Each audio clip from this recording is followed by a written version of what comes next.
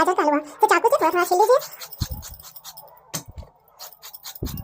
इसे चॉपर में कस देते हैं छोटा छोटा काट के। ये हम छोटा छोटा इसको काट लिया है, सीटी देके इसको उबाल देते हैं।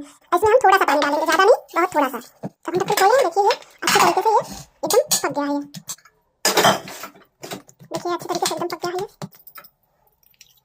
इसमें थोड़ा और डालते हैं, इसमें हम इलायची का तड़का देते हैं। इलायची डालते हैं, छोटी इलायची दोबारा इसको हम इसमें डाल देते हैं।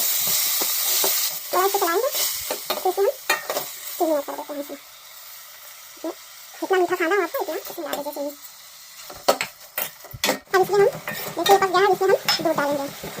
अब इसमें हम ये मलाई वाला दूध है, इसको हम दूध डाल देते हैं।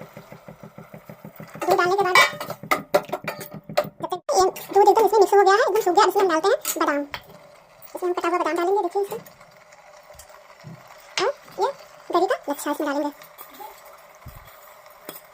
अब इसको चलाएंगे थोड़ा सा, देखिए एकदम बढ़िया, इसकी महक भी बहुत अच्छी आ रही है।